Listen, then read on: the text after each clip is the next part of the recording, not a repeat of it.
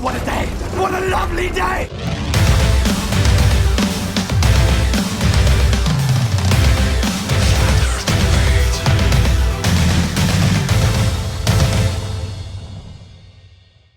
Welcome to Flat Earth Debate Live. I'm your host, Nathan Oakley, and if you're new to this channel, or you've not done so already, be sure to subscribe and hit the bell notification icon to keep up to date with the Flat Earth Debate. If you'd like to join the community Flat Earth Debate, then go to nathanoakley.com and join the Flat Earth Debate forum there. Most importantly, if you would like to join the discussion, then simply mute the page you are currently watching, then click the link in the info box below this video to join the panel and express your views on the shape of the Earth. If you do join, then please don't swear. If you do, you'll be ejected, and if you are, please don't try to rejoin the stream using sock accounts. You'll be warmly welcomed back on the next stream. Please also share the show on social media.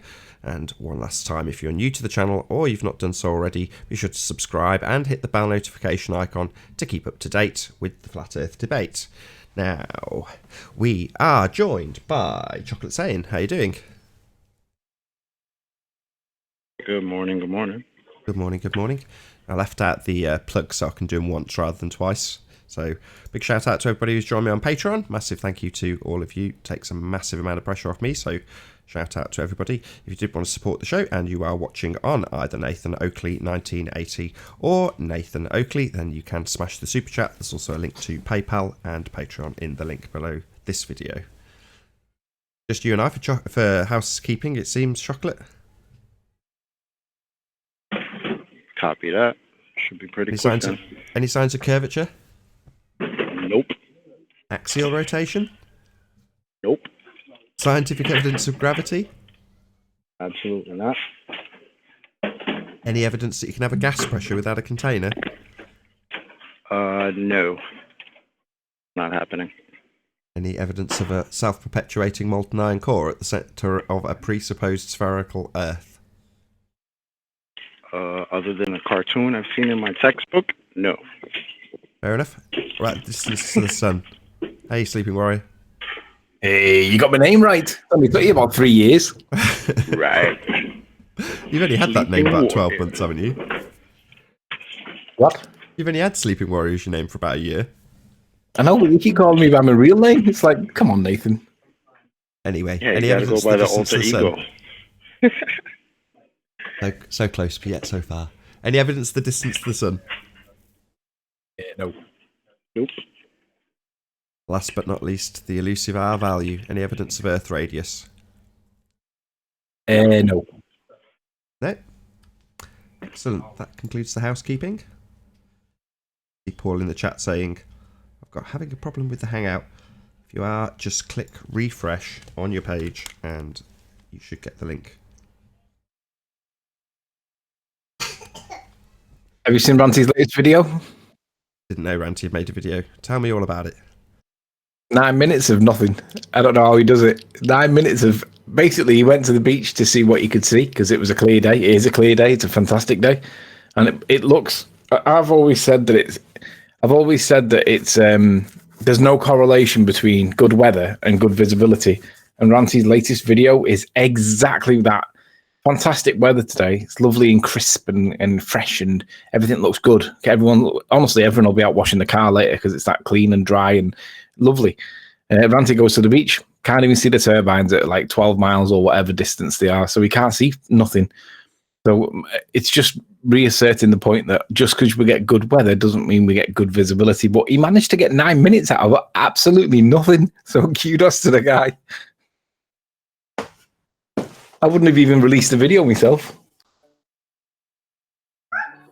Hey, Paul. Hello, sir. Finally got in.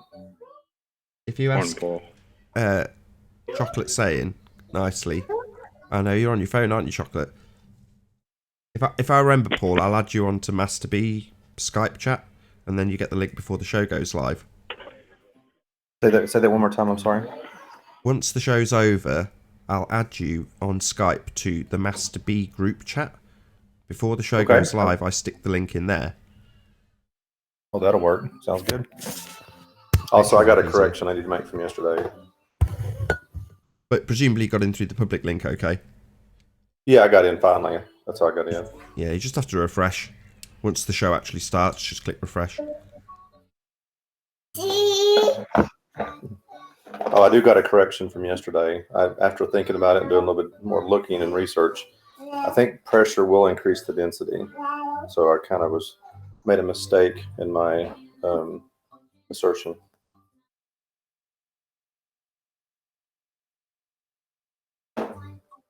Okie dokie. Hello, Mark. Hello, gentlemen. Good to have you. Is my mic working? What's Yeah, up, it is. Mark? Yeah, you sound great. Everything's well. Do you guys hear me better today? A little bit. Yeah, man, it sounds good. Cool. New headphones. Nah, yesterday I didn't have the Wi-Fi at my job. Sometimes is a little wonky, so I didn't have a good signal. But today is better. So Yeah, clear as crystal. I see what you're saying. Yeah, yesterday we were breaking up a bit, but we got 90%, 80% of what you said. cool. What's new with you, Mark?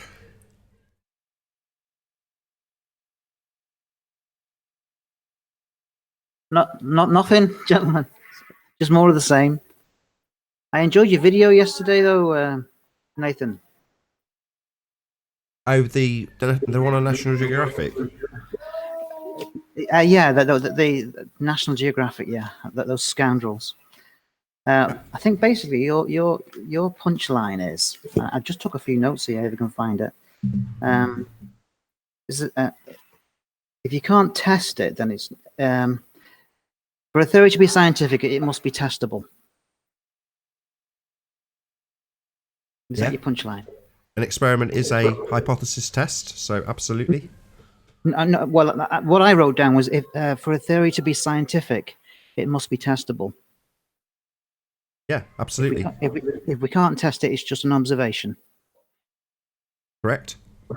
And it just open to conclusions. Your own sort of common sense conclusions. Absolutely. Yeah, okay. So because we can see a lighthouse, it's just an observation. It doesn't prove anything. Not a Well, it does. phenomenon. No. Well, that's not necessarily true. So, just seeing something is perfectly acceptable to say, I just see that thing. So your boat, for example, on screen for the audience now, Yeah. I can just look at it and say, I see that boat. There's no need for scientific validity to just looking at something. Okay, but this is the flat Earth debate, isn't it?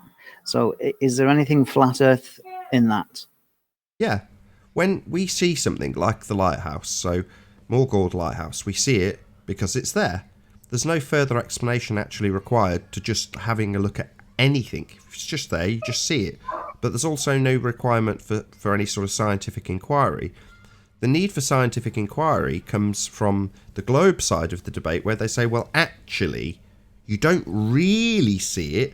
What you see is a slightly looming non-standard refraction hyena hologram of the lighthouse. Therefore, it's a phenomena, and we need to science that shit immediately. Well, that's because they always go to science, and the reason they always go to science is because they know that we've been brainwashed into, number one, understanding at a base level that science proves things, and number two, that so long as you say the word science after something on TV or you're wearing a white coat, people will accept that that first base premise holds true and that they have proven something in their assertion. So in the case of National Geographic, they're saying the flat earthers have ignored 2,000 years of empirical scientific evidence, and that's a blatant lie. They have absolutely no scientific evidence whatsoever that we live on a spinning sphere model. That's nonsense, but they assert it because in that statement, it number one makes flat earthers seem like we're unreasonable for ignoring quote-unquote empirical scientific evidence, and furthermore that they actually have what we would at a base level consider to be proof. Hey, Jose. Hello, hello. But they don't have proof. Yeah, it's if somebody's dogmatic, it's not being critical. just because somebody says it or repeats it, no matter how often they repeat it, it's still not critical thinking. And yet that's what people see, or all through their lives they've seen in textbooks, evolution, or that beginning of films and TV programs is a globe. And people have fallen for it. Yeah, exactly. I mean, the observation in National Geographic is of a boat going towards the horizon, and the assertion is that the boat starts to disappear bottom first because it's blocked by Earth curve. But then you look at the actual footage, and the horizon's behind the boat. It's an absolute joke. Oh, it is. It is. Jaron did a very good dismantle of it when it first came out. It's just the people just fall for it. For something to be truly scientific, it has to be falsifiable. Repeatable. Well, I've been looking at the Karl Popper just recently, the past few days, and trying to get my head around his theories and philosophy. Basically, to be truly scientific, you've got to prove that it's wrong, rather than going out to prove that it's right. And he gave the illustration. That's not true either. I've got to stop you there. Sorry, Mark. That's not strictly true. So, by falsifiability, all that means is in your formulation of a hypothesis, you'll have two sides to the hypothesis. One is the assumption that you've got the cause right. So that would be your alternative hypothesis. And then there's a null hypothesis. So they are the mirror opposite of each other in the respect that you're saying in the alternative, if this, then definitely that. If this, not that, would be your zero difference or null hypothesis, which is to say that when you do your test, experiment, hypothesis test, you vary your presumed cause and get zero difference, a null result. It means you have confirmed the null hypothesis. Well, that's falsifiability. In other words, you don't go forward not knowing, you go forward having confirmed the zero difference result. But I've heard a few people say, well, science is in the interest of disproving things. It's like, well, no, you're trying to prove that your presumption of the cause is correct. And if you get a null result, zero difference, you've shown no difference. You've varied your independent variable, you've manipulated your what you think is the cause, and sod all happens. You get zero difference or a null result. But that doesn't, people often use null results as like they're proving something. It's like, well, no, it proves you've got zero difference. You didn't confirm your hypothesis. Now, that can be useful if your hypothesis is that bloody Earth's turning. Obviously that's going to get used against you if you get a zero difference. In other words, you don't demonstrate the Earth's turning. But as far as science is concerned, they're setting out to prove the cause of an effect, as opposed to disprove anything. But the falsifiability is just having a null and an alternative hypothesis. Popper gave the illustration of swans. He says your hypothesis is that all swans are white. And to go out and prove that, all you see around you is white swans. And so therefore, your conclusion is correct, but there's a bias there. What you should really be doing is going out to look for swans that are non-white. And once you find one, or you've got to imagine that there could possibly be no swans that are black. But that's not that's not a scientific hypothesis, though. That's calling it a hypothesis if you're talking in terms of science, and you have, because you've said this guy's a philosopher talking about science, but that's not a hypothesis. Colloquially, you can call anything a hypothesis, but scientifically... My point is that, well, he's making the point of a confirmation bias, that if you don't look for the opposite, or you call it the null hypothesis, then you're being led by possibly and most likely a confirmation bias. So you've got to make your hypothesis false before you can draw a conclusion that it's actually true. Well, in terms of logic and reason, absolutely, yes, but that's not scientific hypothesis. You're right, when you're just looking at a lighthouse, you can use logic and reason to its fullest extent to reach a conclusion about what you're looking at. Now, logic and reason would lead you to, if you don't know exactly the pinpoint location of what's on screen right now, the lighthouse, seek out other information to bring logic and reason to your conclusion. And it still doesn't require any scientific validity whatsoever, i.e. it doesn't require, at least in the scientific terminology, a hypothesis. Because a hypothesis in scientific terms is very, very specific in terms of what it is. It's a scientific prediction. So when people use the word hypothesis and they're talking, it doesn't matter if they generally mean something to be science-y or scientific of any extent, as soon as you use the word hypothesis, it means a scientific prediction. And as soon as you say, well, looking at how many white pigeons or non-white pigeons you have, well, you're not establishing the cause of an effect in that instance. You're using logical extrapolation. Nothing wrong with that. It's just not scientific. But science and philosophy are inextricably linked, though, aren't they? No. No. Science has its roots in philosophy. The empirical method was developed through philosophical means. That does not mean that the scientific method itself has roots in philosophy. It's not looking for a philosophical outcome, it's looking for an empirical outcome, despite the fact that it has its roots in philosophy. It was developed through philosophers. That doesn't make it philosophical in nature, it's empirical in nature. Nathan, you're making too much sense, but Riley said there's no science for a flat earth, so... Riley's wrong. Science. Riley often says logic and reason can't be used. He's wrong. Sorry, Hang Anthony. on. Let's just put that, what I do say, into context, Jose. When I say there is no science for flat earth, that doesn't mean that flat earth is therefore ridiculous. What I mean by that is all the science, the money, the funding, the support, the equipment, the resources, the technology, the people, the time, the effort, all that gets ploughed into a heliocentric piece of bullshit. So when I say there's no science for a flat earth, what I mean is we have no science. We have a P900 and a compass. So don't get the context mixed up with what I say and what I mean. I'm saying that it's massively against us, and we're all candles in the wind, individual candles in the wind, and we're trying to light up the whole earth, and that's all we're doing. I understand. Right now, the consensus, the majority of the people believe we live in a globe, like we were taught in school. Now, this flat earth debate, Nathan, you got a good point. You got one out of two parts down. You're trying to disprove the accepted model, in quotes, because it's the globe, like most of the people by the consensus believe in. So you got this part broken down where you're trying to disprove the globe. Now, the second part is missing. I think that's the part that people is looking for. Hold on, really quick. Get an explanation for everything, create a model, present it, get to the process of the peer review, etc., until it get accepted by everybody and consensus.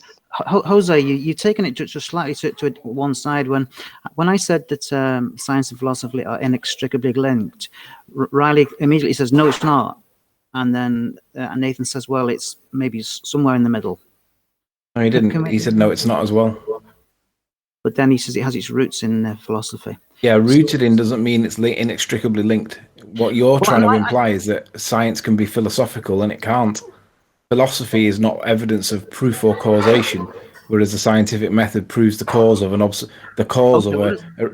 I'll do a bit of research on that. I'm not going to debate that point with you, because I at the moment I'm under the opinion that they are inextricably linked. So I'll come back to you on that. That's perhaps because, well, let's not speculate for the cause, but I can tell you exactly the reason why you think that. Well, no, don't speculate. Let me do a bit of research and come back to you on it, and I might accept your point, or I might have an argument to maybe readjust. I think you'll find the answer to your quest is found in the definition of what the scientific method is. Type in pseudoscience into Google, see what pseudoscience is and what it contrasts with. Then you'll see that. Hold on. I don't want you to bias Mark. I'll tell you why, Anthony. I'm really sorry to cut you off. I know you're trying to be helpful, and you are being. And I'm glad you said it, because the audience gets that. But in terms of what Mark's the road that Mark's gonna now toddle along is an interesting one, and I'm hoping he'll do it unaided on account of the fact that he will start to hopefully unveil some of the reasoning behind why we have this misapprehension that maybe science has philosophically or philosophical outcomes when it performs the method, or that it's not proving things, which we hear all the time. And I want that convolution to be exposed. I don't know why or how they've come to dilute the two, other than what I have experienced in school personally. They tell you what the scientific method is, and then tell you you've got a molten iron core in the same bloody classroom. Nathan, you're very quick, and we're all very quick to point out logical fallacies. Now, logical fallacies has its roots in philosophy, and it is philosophy. No, it doesn't. Logical fallacy has its roots in logic. Oh, hold on. Wait, What did you say? can I Logic say has something? its roots in philosophy. Is that what you said? No, we're all quick to point out logical fallacies. And logical fallacies is philosophy, and it comes right from Aristotle. Didn't he? Otherwise it would be called philosophical fallacies. Just because something comes from something else doesn't mean that it is the same. It is like saying that the tree that feeds off the dirt it is sitting in is dirt. It's not. Nathan, would you accept that when you refer to logical fallacies, you're actually taking the person to philosophy? Absolutely. I didn't quite understand why Anthony disagreed with that. What I was going to say... No, that's bullshit. You're not taking people to philosophy when you're disagreeing with a logical fallacy. You're taking them to logical fallacies. Otherwise, it would be called philosophical fallacies. Let's not mix up stories with logic, because logic is the reason for why we have disagreements, right? Logically, it doesn't follow that this, therefore that. But that doesn't mean philosophically it doesn't follow. Philosophically speaking, you can make up any story you want and be philosophical. It's a lovely story. Who cares? Move on to the next. Can I say something? I think philosophy can help you think about your ideas and understandings. And I mean, I think the logic is a piece of philosophy. I don't think it's the sum total of it, but I think it's a piece of it because it helps you think and understand how things are, why things are. You evaluate it. Like a good scientist should be also a good philosopher because they got to build your arguments. Hey, Haunted. So I think you can't separate them in any way. I think they're linked. Well said. I agree with that. A good scientist will have. Hey, Anthony. Hey, good scientist will have his basis in philosophy. I agree, but you'll never find a good philosopher being a good scientist. Hey, can I interrupt you guys for just a second here? I just wanted to see if I could do two streams at once. I had a nice 15 people watching until you started your debate up, Nathan. Now I have 9. So I decided to come on your show and steal back the viewers. I see. Fair enough. Or at least East is in the chat, so maybe he'll come on my thing. Anyhow, I wanted to say, Anthony, you did that was I listened to one of your chats the other day with Quantum, and you guys did some great, just volleying back and forth. He's got to like relax a little bit because there was one. He's that highly strung. He's got a broom up his ass. That's how bad John is at times. Yeah, because there was something that someone brought up, and I really wanted to go in depth a little bit. Like I get, you know, he shouldn't be so apt to like step on a fly. It's like when people bring up the gravity thing, it's like, yeah, we all know it's theoretical. Let's see what we can get out of it, though.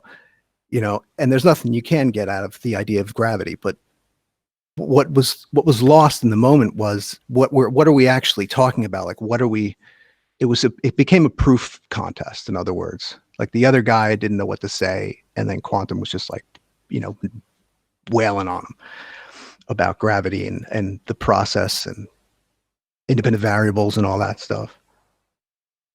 But I wanted to say you guys were doing some good work. Poor Wiggles. I think that the overall picture is that whatever person that you're talking to at the time will have his own perception of what he accepts to be the right answer for the proof, the evidence, the supporting documentation, or the support, whatever proofs that you consider to be strong. And it's a case of, if it is really a pissing contest, who's got the strongest evidence. But what I find personally is that ball earthers tend to accept anything when it comes from an authoritative position. Flat earthers tend to dismiss anything that comes from an authoritative position. And that's the default position. But really, sometimes there is evidence that's credible on both sides. It's a case of individually coming to the conclusion of what you think is the strongest. And I don't think there's any strong evidence for a sphere, but I accept that a lot of people do think there's evidence for a sphere. And I see our role really is pointing out the flaws in the perception of strong evidence for the sphere, because arguing it really doesn't really help us, because it becomes red v blue, and who cares what color it is, right? But the point is that we all have our own quest to see what is the truth. And if we can come to the conclusion of what's the strongest evidence out there, and we realize that strongest evidence is not actually that strong, it's just perceived to be strong because of popular consensus, then what are we left with? And that's the bit that ballers don't like letting go of. Well, to add, I have a NASA book that's actually like $50 online, brand new. It's called The History of NASA, America's Voyage to the Stars. And there's a photograph in it where it shows the outline of the Earth. And you know how when we watch the high altitude balloon footage, it kind of like goes convex, concave, and it warps in and out. It seems to me like they just threw this book haphazardly, or someone didn't pick up on this one. And it's basically a shot of satellite floating in midair, right? Satellite in space, and the curvature of the Earth flattens out at one point. It's sort of like, if, let me turn my camera on if you guys want to, present. The haunted house show. I knew it. You guys see that photo?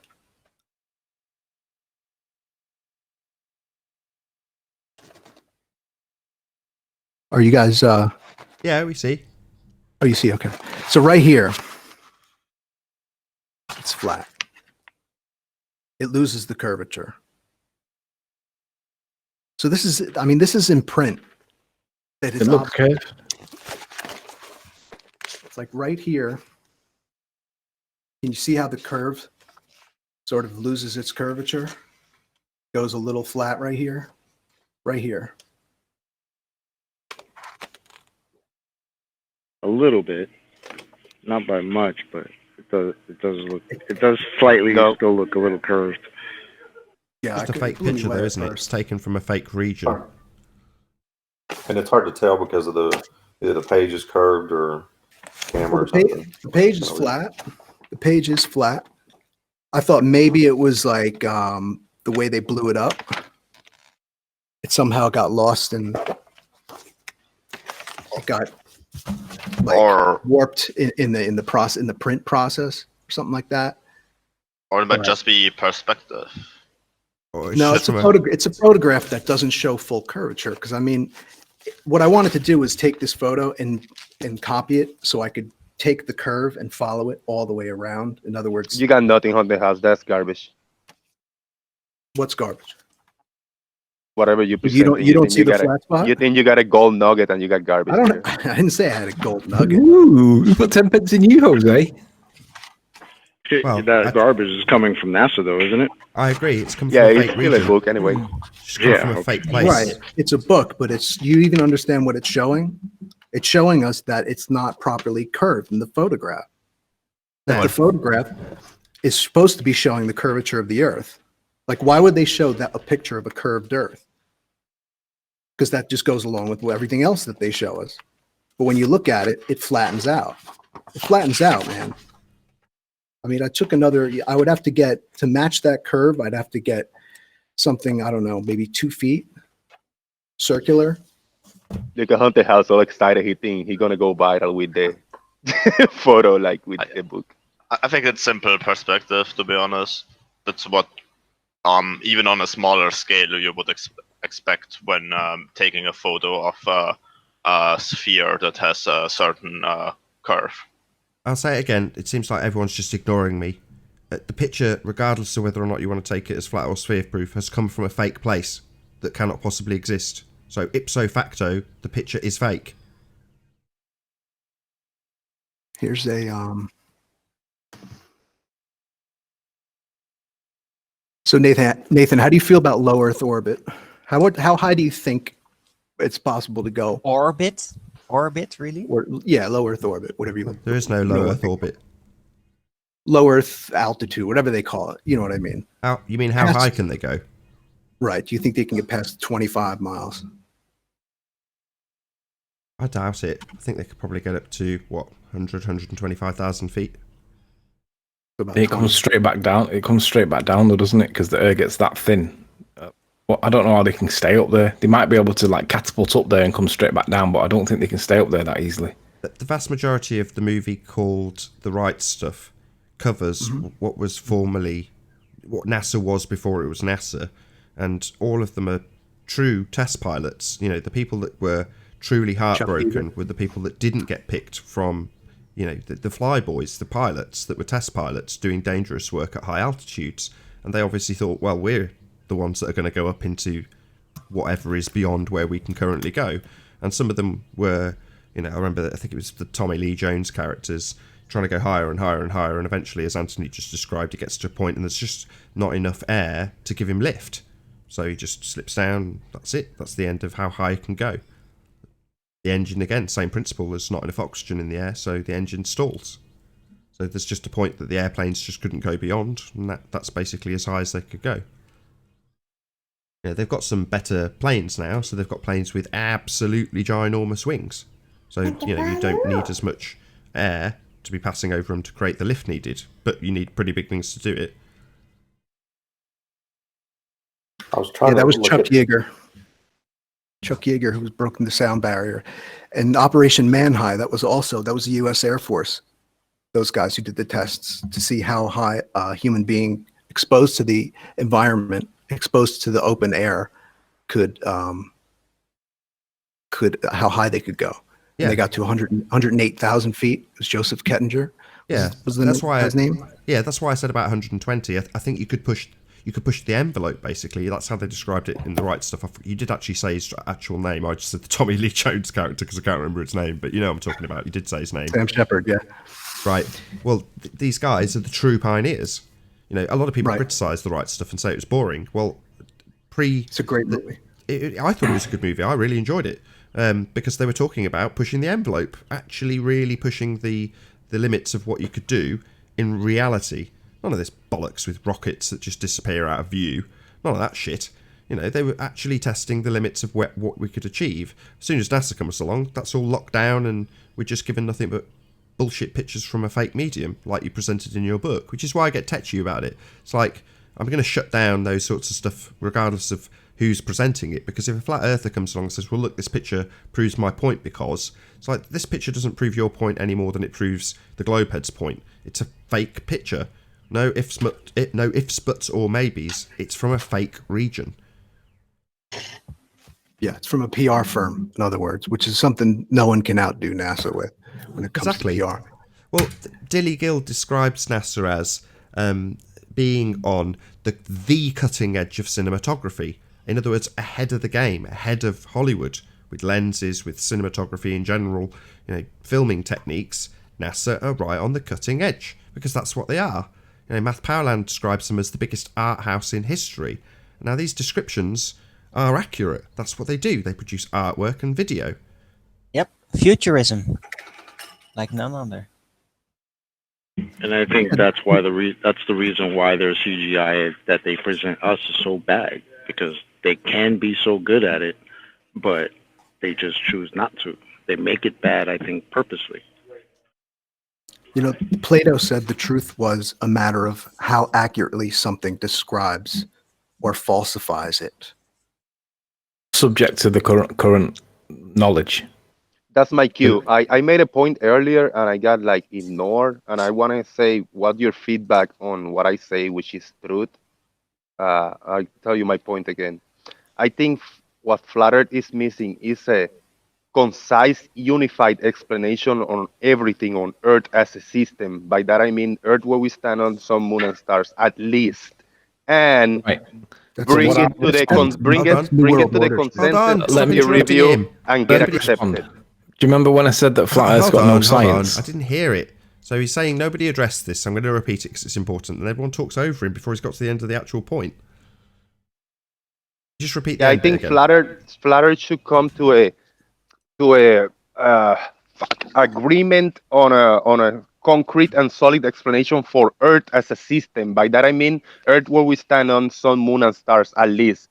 Flat Earth has to come up with a model on how everything works, presented, and have a peer review, therefore can be accepted. And how do you expect we do that with no money, no resources, no science, no technology, no nothing? How do you expect us to do that? It's like trying to walk with no legs. I think one of the most important key points is come to a conclusion on unified on how it works, because it's Right, just we've got no legs to walk, all over the Jose. place. How what So works? we have no legs to walk, Jose. How do you expect us to run like that? Well, first you have to take the walk in your mind. It's not necessary, though. It's not necessary. really? A You're just unified, gonna do unified something? model. Hold on, I agree with Haunted, and I just want to hear Jose's response to Anthony's question, which Arwen answered before I just address a couple of things, if you don't mind. Jose, so do you want to ask your question again, Ask me Anthony? again. Ask me again, Riley. Sorry. I said, how do you expect us to run when we can't? We've got no legs to even walk. Well, communication is one of the keys in here. I know Flutter is being suppressed by YouTube and the media, the social media and shit like that. Somehow, everybody have to come in together with a unified explanation for all the Right, but phenomena. everybody coming together is not the minimum expectation, right? We need some technology. The most we've got to P900, dude. We need. It's not censoring us. Yeah, we need more than just people coming together. Hold on. But there are a lot of Jose, experts. It just sounds like you're asking for for us to come to another consensus. That's exactly what we're trying to avoid. I completely agree. We want Exactly. proof, That and was we Jonathan's want to, point. We want to find things out, empirically. We don't want to come to another agreement or consensus. That's where we just came from, bro. Aren't there a lot of experts, experts in like pilots and militaries and whatever, PhDs and shit that know and are aware of Flutter, and those people have access to technology and money, so it can be done somehow. Hold on, guys. Hold on. True. Hold on 1 second, Chocolate. I'm sorry. Hi, Eric. How you doing? Hi. Good to have you. Could I just get 1 point in? Sorry, Chocolate. Jose, it seems that you're actually revealing your motivations in your questioning and your requests. So what you're saying is you would hope, in order to believe in Flat Earth personally, that the consensus and general populace agreed also. That would satisfy your requirements, correct? You know what? In part, yes. I gotta keep it real, and in part, yes. But I've seen too much all over the place, and broken pieces of the puzzle is just too all over the place. I mean, it's. Can I say something, Nathan? But do you not think that the broken pieces of the puzzle are an issue for you, though? Oh, sorry, you're going to puzzle. Sorry, go on, John. Before you answer that, Jose, I was just going to say, this is about people empowering themselves, finally being able to empower themselves, and it's bringing forth everyone's personal worldview and stating how important it is, that it's not insignificant, that it's significant how you view the world. Just look at how people react to Flat Earth. People need to step forward and understand that they're allowed to question science. They're allowed to question experts, because everyone's wrong at some point. Nobody's perfect. And, I agree with that. And the more people step out and empower themselves and question things, the more answers we're going to get. And the proof is really like proof and truth is really just the man's man's stamp of approval. If I say 2 + 2 is 5, to me, that's 2 + 2 is 5. That's the truth. What's important is just being honest with yourself. If people could come to grips with that, being honest with themselves, you realize how much more powerful honesty is than truth. That's not what I agree, but that's not what Jose's saying. Jose's saying, I'm more concerned that everybody agrees. Yeah.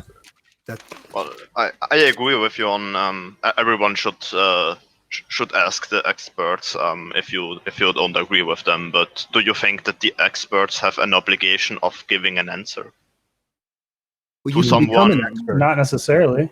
I don't think so either. I think the experts have the right to just not give an answer to people who don't understand. What's the criteria? So if an expert is not required to answer a question, why is he an expert? What the hell is he doing? Sounds more like a priest in that case. What qualifies an expert to be an expert? Hold on, Alwyn, can you just repeat that? Well, an expert could be synonymous for a priest in this case. Pretty good. That's exactly what it is. So can you repeat it one more time? I didn't catch that. He said he's basically saying, Zinda, if they're not open to criticism or questioning, then they're a priest. Yeah, obviously they can like when someone criticizes them, they can say, all right, it's not a problem, but they don't have to answer you questions about things you don't understand, including myself. But they're trusted authorities. They are the reason why what makes them experts is their authoritative knowledge. Okay, they're the authority. They're the person we revert to when they can't tell us the truth. And this goes for our quote unquote leaders.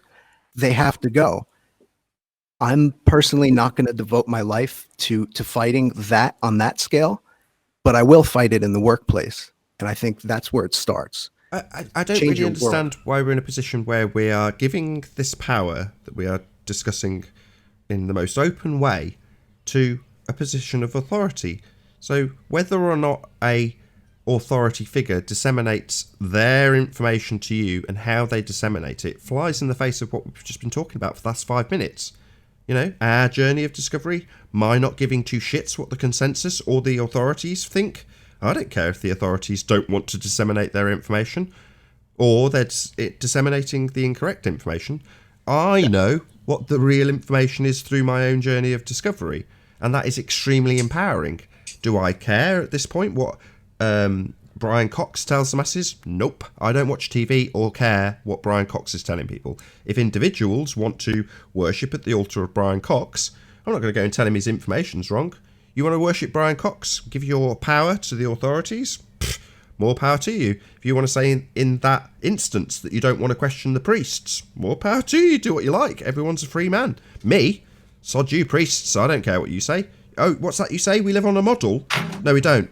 Well, that's me and my power to say, no, you're wrong. And I don't care if you believe me. I have a question for you when you're done. Do you consider 100%. yourself a flat earth expert? Who? Me? Yeah. No, I'm an expert in nothing. Do you see the difference between you and most other, like the flat earth consensus? Not really. I don't pay that much attention to the flat earth consensus these days through lack of time, but maybe you can fill me in. Well, you obviously have a drive for this, and you care enough to get, emotional at times about this. And it comes down to, it seems to me like, if I psychoanalyze for a second, it seems to me like it's your plight or fight is against just the mere stupidity of people, and I have issues with that too, how people just can't really get things, or it's just they're being obstinate, like in your face obstinance, and their refusal to see the truth and how things work, and how the barrier, you can't have a vacuum without a barrier. They understand that, but they just won't give into it, and they need to realize they're making a choice to believe the earth to be a sphere. They're choosing their worldview. They're not living with what's self-evident, and how all of that sphere nonsense is unnecessary and no one would ever suspect. You could say the earth spins and make a case for it, but why would you do that? Where does that get us? So I invite all, and I know I can see it in the eyes. I want to answer these rhetorical questions. They get thrown out there and you know the answer, but the audience may not. So where does that get us? Well, it gets us to the position where we hand over our power to positions of authority. That is where it gets us. Well, what does that mean? It means that they have power over you. That's the bottom line. So if you're going to hand over your power, yeah, you tell me what it is. What's that you say? We live on a model? Okay. What's that you say? I'm not allowed to question that? Okay. Well, then you're giving over your power. It's as simple as that. Who says you aren't allowed to question it? You said what? Sorry, Zind, I didn't catch that. Who says that you aren't allowed to question the globe Earth? Zinder, how many Globers come in here every day and tell us that exact same thing? That you aren't allowed to You're being serious right now? I remember my girlfriend saying, how dare we challenge thousands of years of science, Zinder? Well, you've got specific examples, Anthony. I was just going to go to you. So you have done exactly that in recent days by official letter. What was the response? Science knows best, right? I don't know. Where are you going with this? I'm not joining the dots. The Secretary of State for Education in the UK. So Yeah, so I wrote to the Secretary of State and I asked him a couple of questions, and basically the answer that I got back was the Secretary of State sees no reason to question any part of the heliocentric model, because it said something like it was almost like saying the whole body of science. Didn't quite use that phraseology, but it was along them lines. In other words, science says so. That was basically the response I got. Oh yeah, but you were allowed to question it. They just didn't get any interest. I wasn't allowed to question it. That's the point. No, they said were saying, Zinder, was don't question the priests. And just to say something about the priests, does anyone else feel like the biblical side of this is undermining all the work we've done? I think that the minute you open the doors to any form of the religions, it's always going to end up in war. Yes, it does, because it's no better or worse than what we have currently. What we have currently is a religion. Heliocentricity is a religion. It is taught to children as fact. It's not. It is a religious faith. Now, if you start teaching a different... has nothing to do with it. Say again, Jose? Nothing to do with religion in one side or another. Flat Earth is about science, not religion. Sorry, Jose, do you have proof of the R value? I don't. I'm a YouTuber. Right, so you just have a faith in it then? Just a belief then? Not proof, but faith, correct? No, not faith. Sorry, I'll ask again. This doesn't seem to be sinking in. Cognitive dissonance, maybe. Do you have proof of the R value, Jose? No. Somebody already has done it. Don't carry on talking. I just need you to say no for me to then reassert that you just believe Earth has a radius and is spherical. That's a belief because you have no proof. I don't have R value, no. You're muttering, Jose. I need a nice yes, Nathan. That's correct. I just believe it. That's what I need from you, Jose. You can dig around it all you like. Yes, Nathan. I don't have any evidence of the R value now. Yeah, I don't need that bit. I've got that bit. I need you to say yes. I just believe. I choose to believe the consensus. Yeah, that'll do. Don't need any other word salad. Thank you. You choose to believe. That makes it a bloody religion, Jose. You don't have to like it. Nathan, hang on one second. You know, I respect the fact that at least he's willing to admit that you believe the Earth is a sphere, Jose. Do you believe it because of your own knowledge? Yes. Okay, and then it has to be disproved from the inside out. You see what the problem is, though. Hold on a he second. He says, I believe it. Chuckle, one second. This is important here. If he believes it based on what he believes to be facts, it doesn't matter whether or not he's right or wrong. He's at least not, or his experiments. It's when we start to believe things because of it's dogma is another facet of religion. Dogma. People just accepting things is the end of our society. It's the end of civilization. People just accepting things because it's consensus. And if you believe the Earth to be a sphere, then you really don't care, you know. And I invite all the sphere people, all the globe Earth people that come to these debates. There's a reason why they're here. It's because they're questioning, but they just haven't come to terms with it. And that there's no such thing as a globe or a globe. We're all just people living on Earth with a worldview that conflicts. If it really disagree with everything you say, then people got to check their priorities, because at the end of the day, you can't survive on just flat Earth. You got to take something away from it and get on with your life, man. You got to get on with your life. You got to understand you have critical thinking powers now. Apply them to what's in front of you. Don't let your boss fuck you over. Don't take shit from people that you now know are full of shit. That's what you take away from this. These are the learning lessons I've come away with when it comes to flat Earth. I'm not so gullible. I'm not so quick to believe someone just because they're a police officer, just because they're a person in a suit or a lab coat. I feel so much more empowered than I used to feel. However, I do understand when I consider myself an expert with, sound, audio, okay?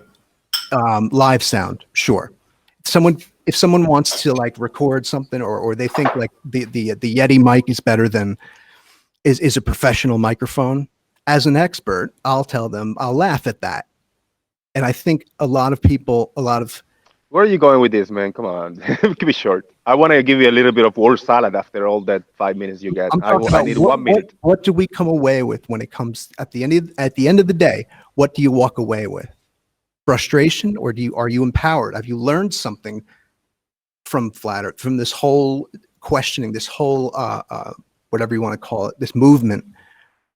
People need to ask themselves that. That's what I'm saying. I'm not really asking a question. I'm just making a point that it's important, or we're stuck in a fucking echo chamber that never ends, and it becomes rote. People will now learn the Earth is flat. Why? Because it's been shoved down their throat. Long-winded. Okie dokie. So, Jose, you have no proof of R. It's just a belief. Correct? Yes. Thanks for having me on, Nathan. Peace out. Go easy on Jose. He doesn't know any better. See you later, guys. Take care. Yeah, so I don't need your advice on this. Thank you. That makes it a religion, Jose. Something you just believe in.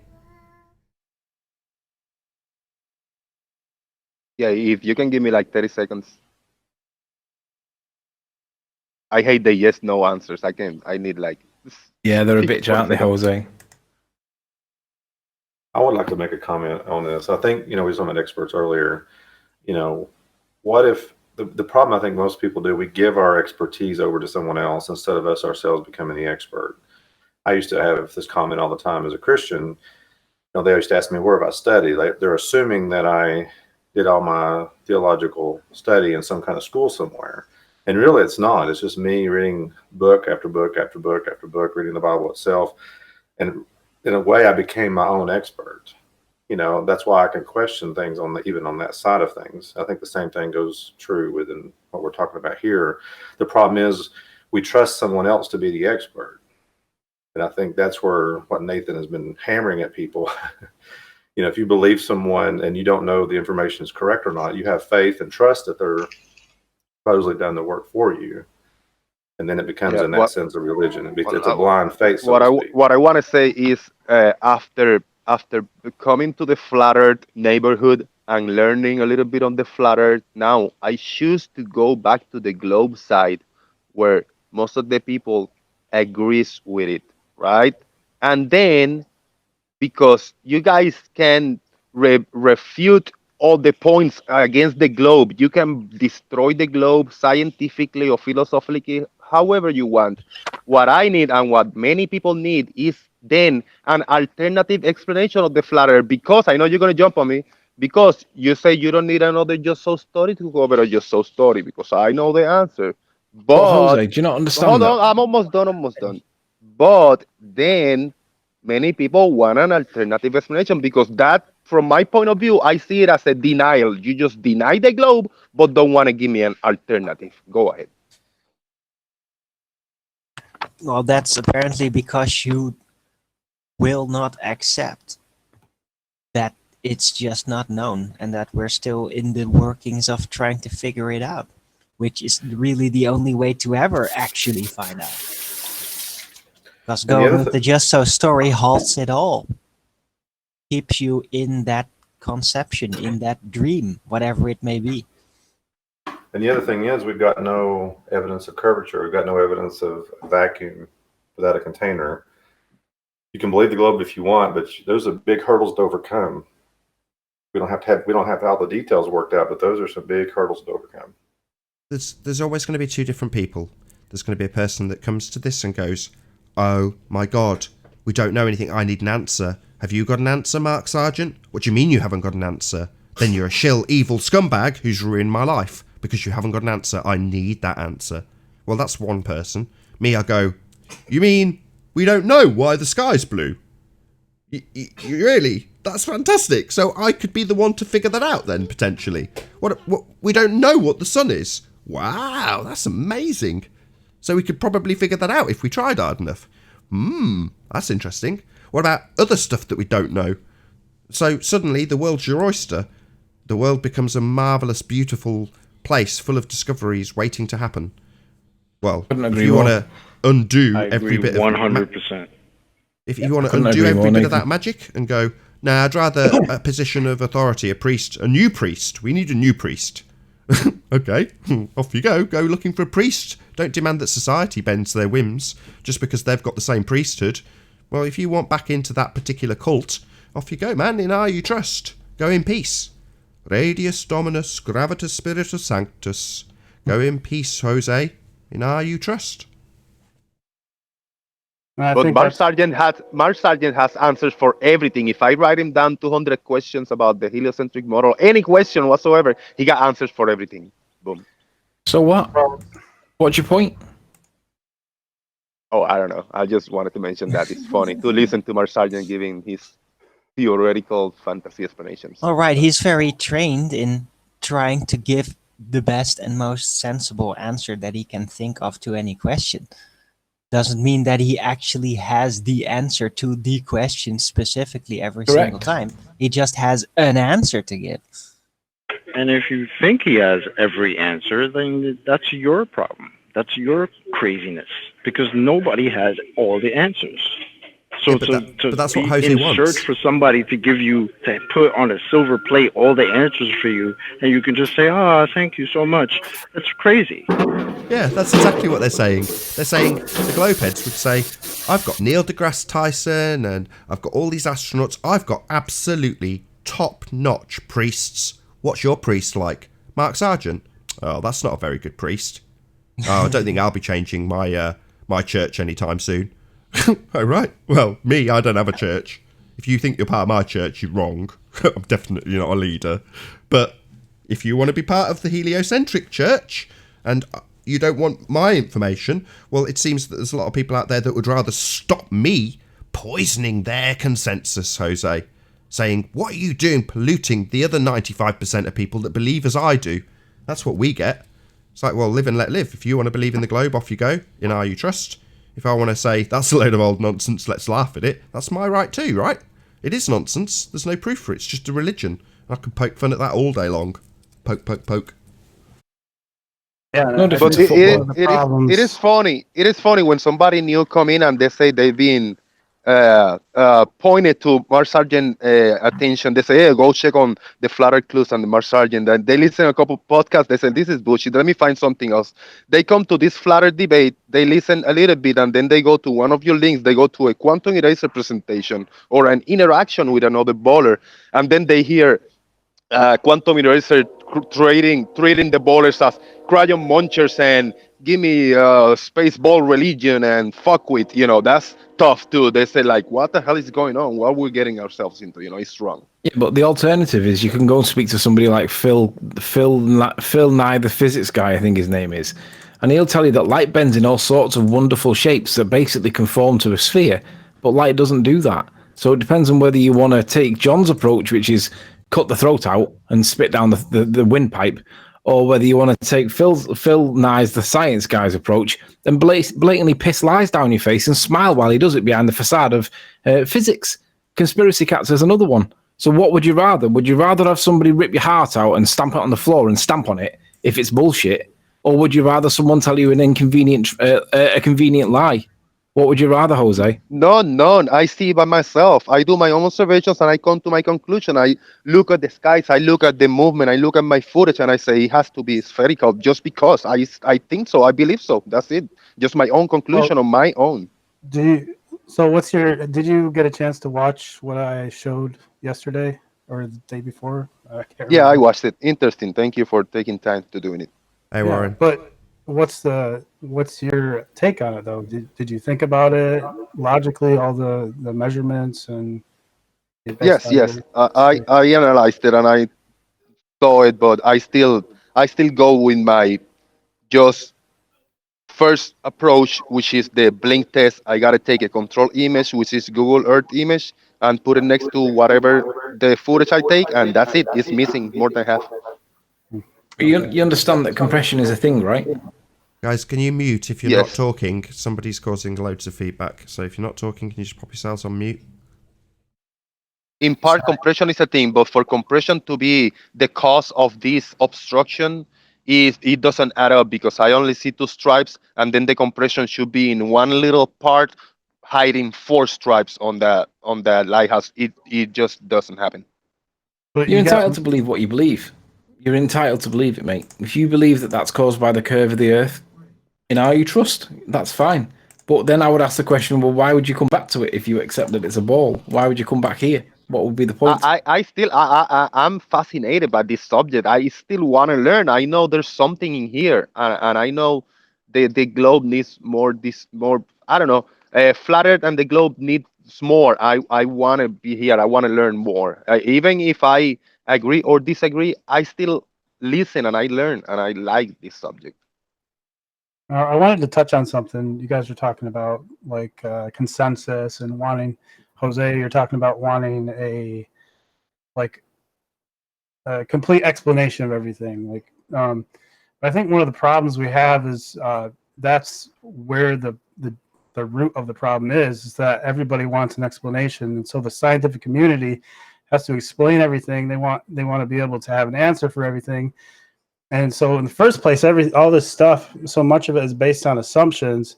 And so they work off of that and come up with these ideas about how things work. And so it all looks internally consistent, but it doesn't match the reality. And correct. And so that's my take on it. So with that, I'm actually going to say farewell to our live audience watching on Flat Earth Debate channel. A massive, huge, enormous thank you to all of you, hopefully for sharing the show and obviously for tuning in. Also a massive thank you to all of the debating panel for making this debate possible. If you're watching this on either Nathan Oakley or Nathan Oakley 1980 streams, then stay tuned as there will be a shortish after show after this. And again, if you're in the Flat Earth Debate live stream, then stay tuned as there will be a second show to follow. Be sure to check out nathanoakley.com to keep up to date with the community Flat Earth Debate. Go to nathanoakley.com and visit the forum there. I've been Nathan Oakley, and I'll see you all in the next video. Oh, what a day! What a lovely day!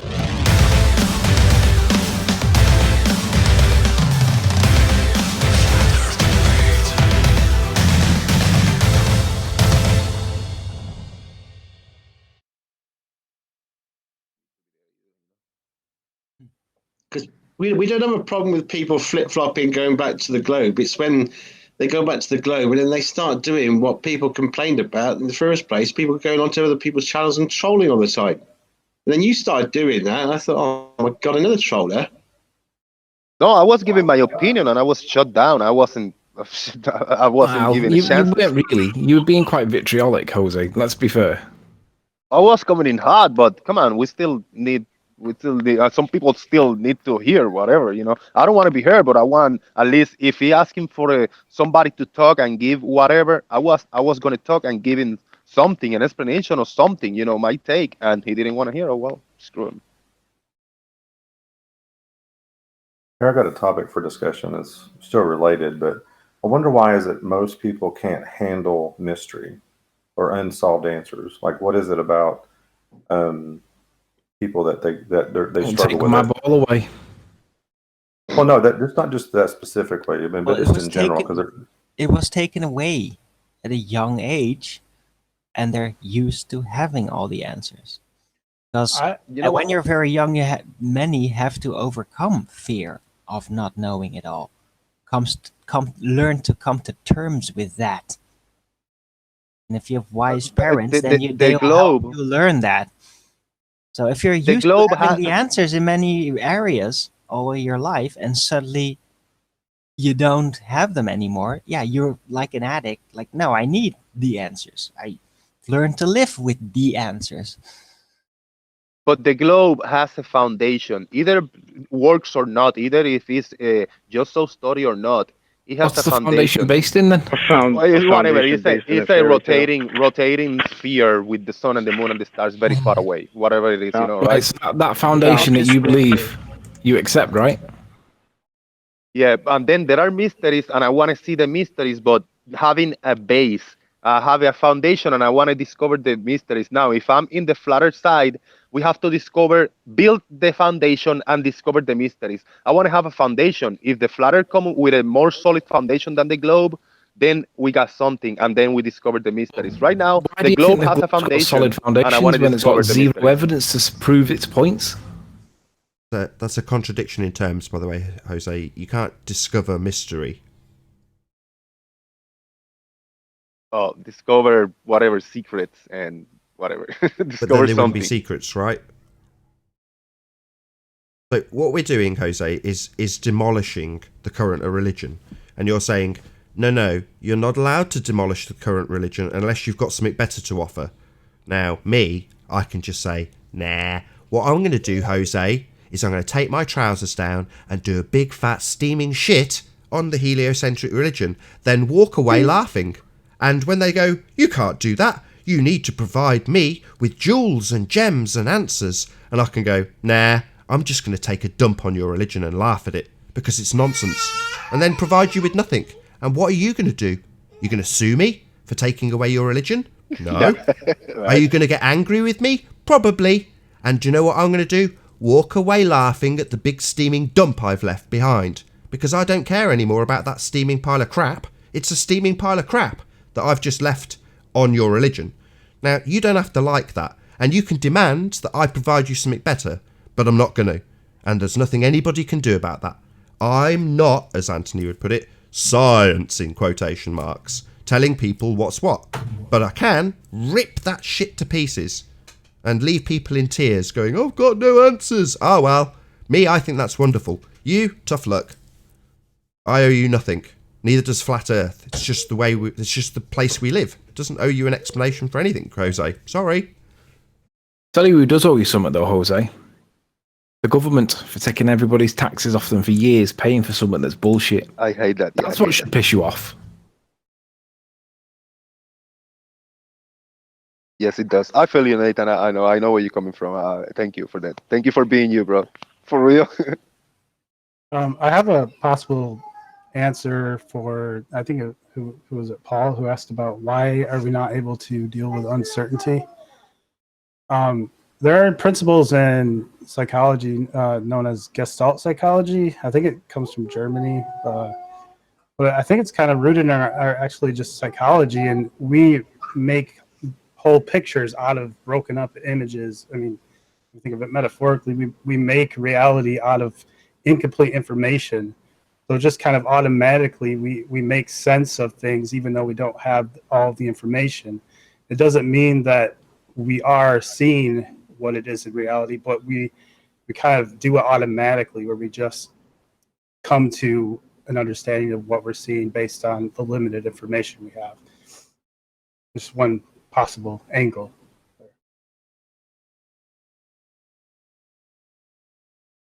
Jose, do you not think that the government owes you something for the time that your mum and dad and your mum and dad's dad spent paying in taxes into a system that's based on what you consider to be good foundations, but we all laugh at? Does that not worry you? Yeah, I really didn't say good foundations. I just say foundations. You did say that they were good foundations. Yeah, That's maybe why I say picked you up on that phrase, because you did say that they were good foundations, and I'm thinking now, not bloody good. Okay, I'm gonna change my stand. There are foundations. They can be good or bad. They could be broken or fictitious or real. But there are but foundations. what if the foundations are based on deception and deceit, though, Jose? Is that not an issue? Well, then I have to find the real foundation, which I haven't found yet. I have found disproving the old foundation, but I haven't found a foundation built that can be built. There it is. There it is. That's your issue. That's your problem. Oh, I'm sorry. Did we take away your religion? Oh, that's a shame. Oh, I'm sorry, Jose. Now you, as you rightly put, have got to go out and find your foundation. Yeah, that's your journey that I'm not going to help you with. Sorry, got to be cruel to be kind. I know, I feel you. Thank you.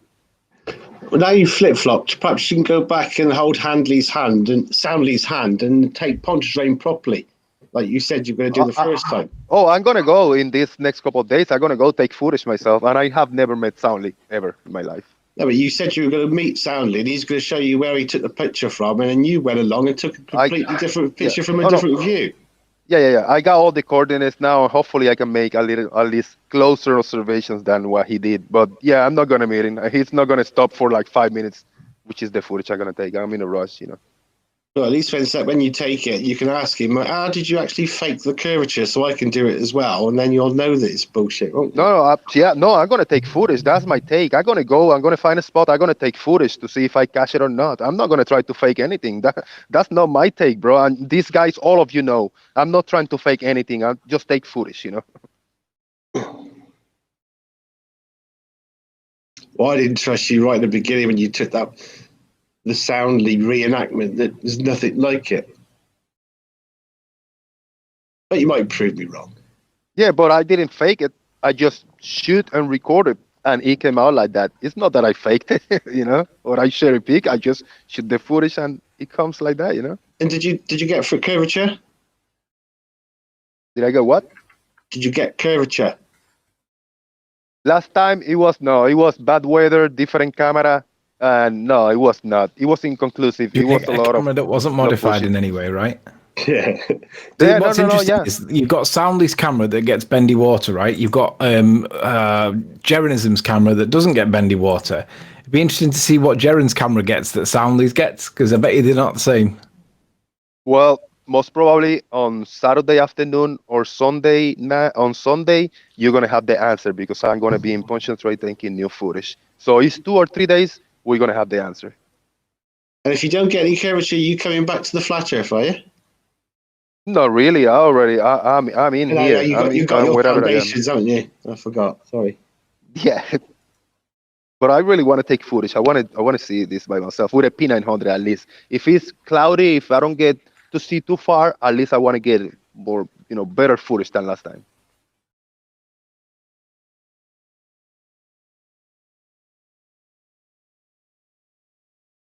Oh, I'm ready. Lock and loaded.